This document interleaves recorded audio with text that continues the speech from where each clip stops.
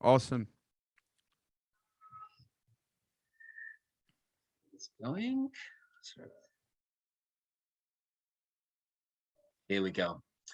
Hello, everyone. I'm John Higgins, contributing writer to Film and TV Now, and I am delighted to welcome one and all to this interview special with Ivan Amaya, vocalist and guitarist for the cinematic rock band Opensight, whose new album, Mondo Fiction, will be released independently on February the 4th, 2022. Ivan, a warm welcome to you. I want to ask, obviously, there are some people who may not be familiar with the band, but when did you form Opensight, and what were your early shows like?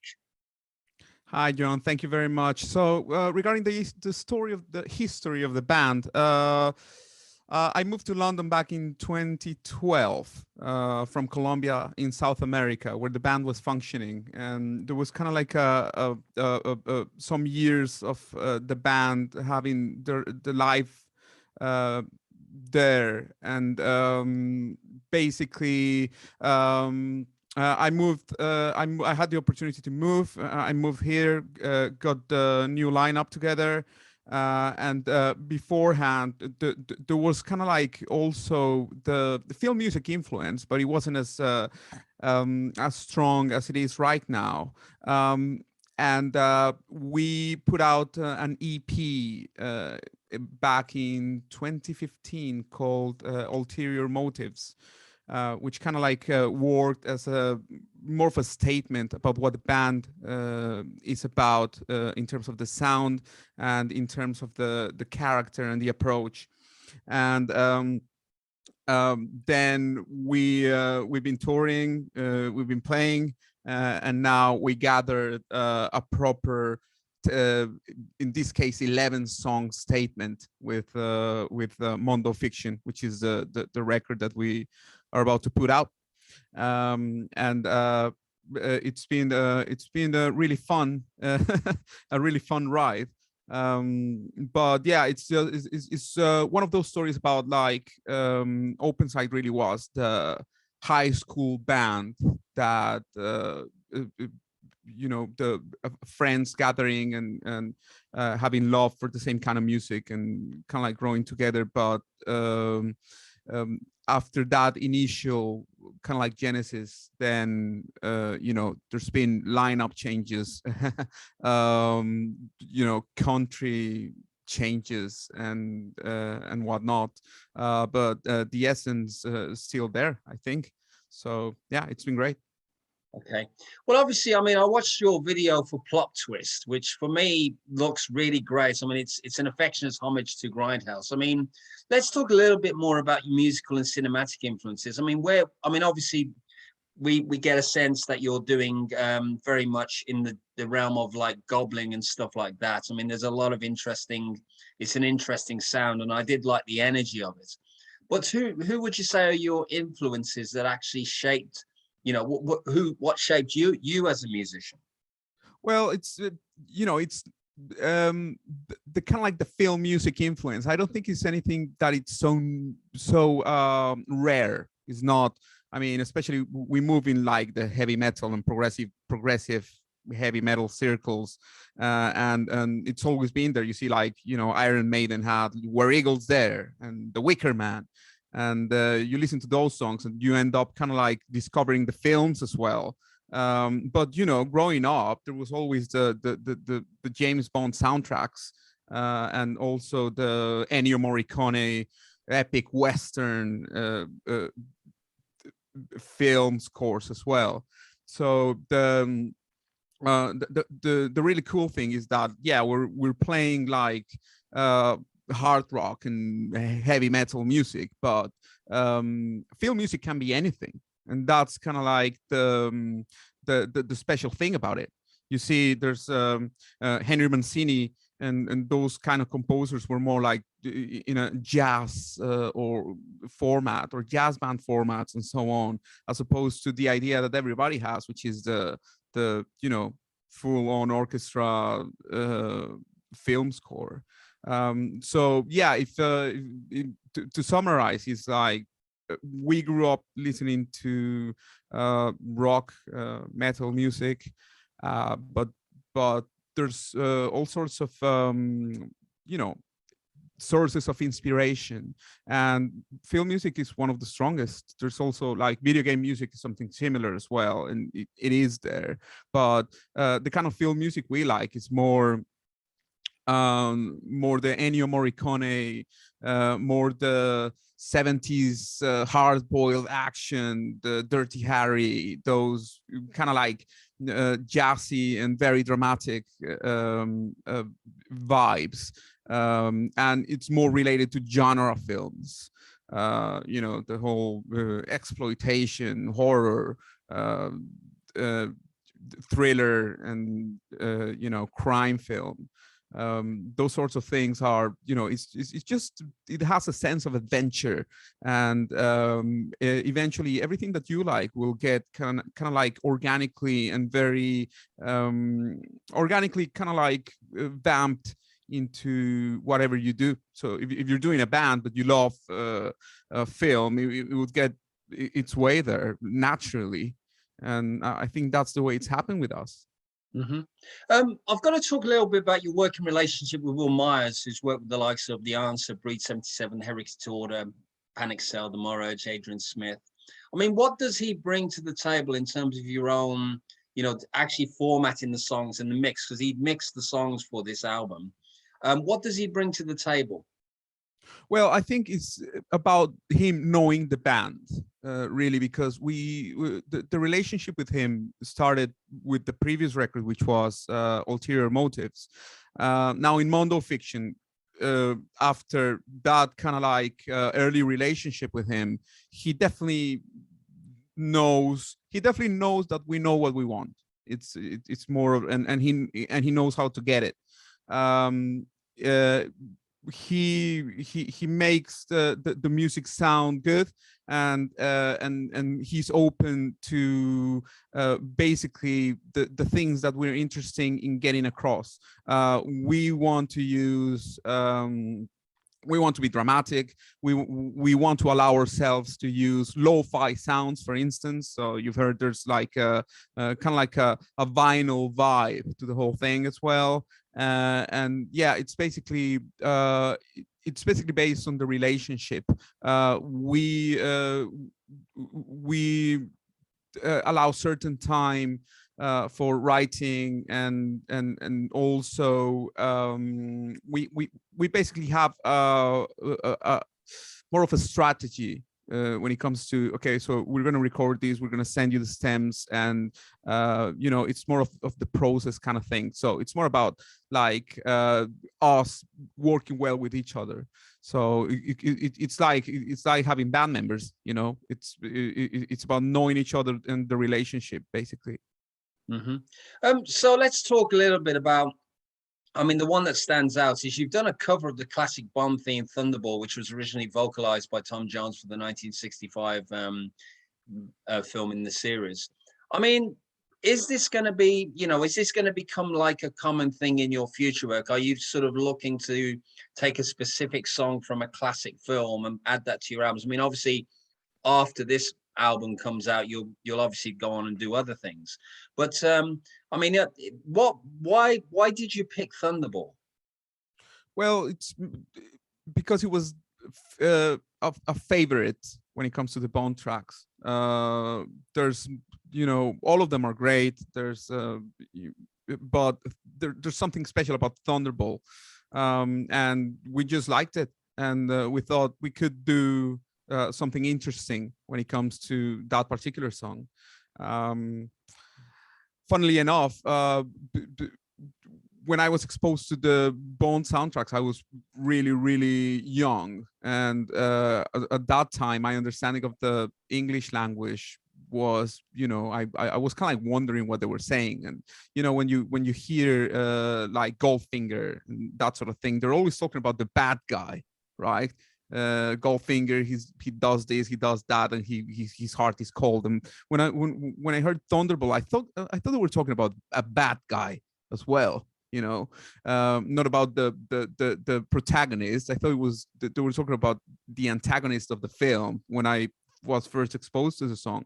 But yeah, Thunderball, there's something special about it. The way it's orchestrated, the dramatic power of it. It's just a cool song, and it wasn't an obvious one. You know, there's the live and let die aspect of you know, that's a very well known song, and the title, the James Bond theme. But there's something about Thunderball that I think, you know, people should be referencing that one a bit more, and we like it a lot, so why not? I don't know if we'll be, because we're not a covers band. We just basically felt that we wanted to do it, and we went for it, and it was great, and we're really happy with it.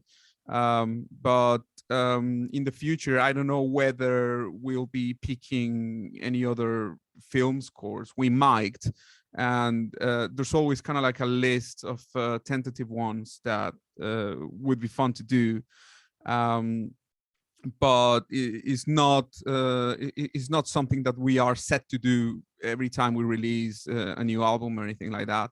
It was just something that happened very naturally, and if it happens again, it will be under the same circumstances of like feeling inspired to do a particular song and going for it. So it might happen. Let's see how it goes. So obviously, let's talk about the concept of songs and what, you know, when you're sitting down with the band and you're conceiving your songs. I mean, is it more lyrics? Is it more melody? Is it more concept or visual? I mean, where's your start off point? I think it's more about vibe first and foremost. So there's the thing about you hear something, or you have a certain vibe that you captured, like for example, some of the songs, some of the sections, you could say like, whoa, that sounds like a car chase in a 70s crime film, or whoa, that sounds like, you know, the theme when the bad guy is discovered, or, you know, that sort of thing. Kind of like those sorts of motives are kind of like the starting points. So there could be kind of like a soft rock guitar, and you capture a particular vibe, and a song gets kind of like built around it. So I would reckon it's more about vibe, and music comes first, definitely, and then we kind of like the music will basically inspire a concept. So we have different songs with different vibes, and also that would extend to the videos we make. So we start with a song that sounds like a spy theme, or and basically the lyrics would be related to it, and you know, so we have a song that it's and everything according to movie genres. We have a song that it's like the thriller song. There's another one which is the old school horror song, and the other one is the you know, the crime film song, and so on and so on. And then we go into the videos, with the videos we basically accent that aspect. So yeah, that's basically the way, and it's really interesting in terms of like, you know, it's not, at the end of the day, we love playing live. We have that that kind of like rock and metal approach when it comes to the live presentation, but we get to pour into the whole equation the film thing and the dramatic thing, and give it a little bit of a sense of adventure, which is what we like. So yeah. Okay. So obviously today things have changed so drastically over the decades. I mean, I'm from a generation when the LP and buying a single on a Saturday morning was the big thing with your pocket money. But obviously music presentation releasing is so different now. I mean, what are you using? You know, obviously we know that this album is going to be released independently. I mean, what sort of benefits have you found with this new style of releasing? I mean, how do you manage to get yourself in the game? How do you keep yourself in the game in terms of releasing your albums and your singles? What do you look for? Well, it's a constantly learning process, especially when it comes to things changing so quickly. So that keeps things challenging, but also keeps things interesting. For instance, we take advantage of the fact that people are releasing singles now instead of like albums. So basically, we start with we start with Thunderball, and that's a single, and everything revolves around it. And then we continue with Stain Remains, which was the second single, and it's more of like a old school horror thing. So everything revolves around that then, and so on and so on. Then Plot Twist, which is the crime film, and later on we have like we have a full record. So basically we just kind of like we see the way things are working nowadays, and it's kind of like, how can we make that our own, right? So it's single after single after single after single, and it's like, oh, okay, so that's more of a what, like an all-nighter at the Prince Charles Cinema, or a grindhouse back-to-back thing. So let's each song is a movie, and this is our multi-feature presentation. So it's to a certain extent, it's adapting to it. And how do you make that fun? It is challenging, because basically we are like you said, we've been through different times where things were being done differently, and despite us being able to you know present our music and our visuals the way they are required now when it comes to the social media platforms, video, and so on. We also like the kind of like the feeling of the timeless and classic stuff. You look at the artwork for Mondo Fiction, which is our record, and the idea of that is like, how do you feel when you go into the not only the record store, but when you go into the rental, the video rental place, and you browse through the horror section, and you see the artwork, and you get kind of like, you gravitate towards the movie you want to see. And we take advantage of what's happening today when it comes to, we can do video, we can do video, we can take part in podcasts, we can we can play the social media game, and at the same time, we also appreciate the falling in love with something and devoting your time to it the same way that you used to do beforehand. And it's something really interesting, because you are, it's something that I kind of like admire when it comes to journalists, when they like,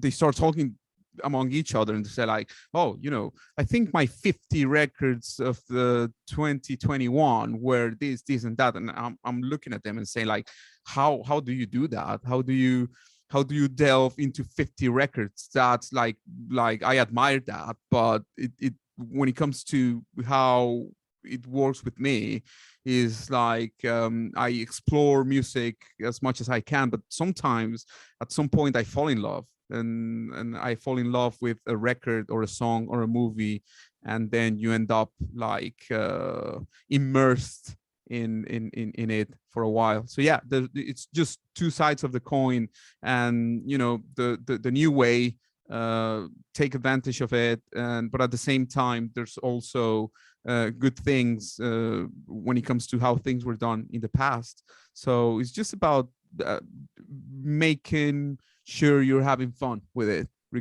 whatever it is you're doing.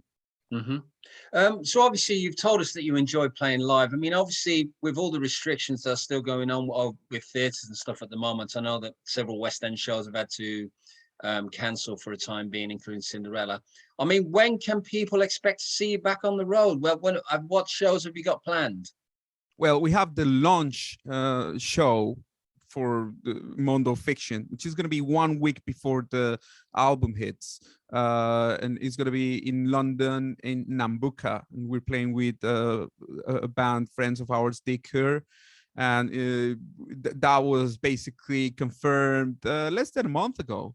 And we're really excited about it because it's going to be our first show of the year, and it's going to be like you know, home, like London show, and you know, it's going to be the start of us playing live more often, now that things are a bit more possible with when it comes to restrictions and stuff like that, that you know, um we have that opportunity, and we're going to try to play as often as possible, making sure everyone's safe, of course, but we definitely enjoy playing live, and that's a huge part of what Opensight is about.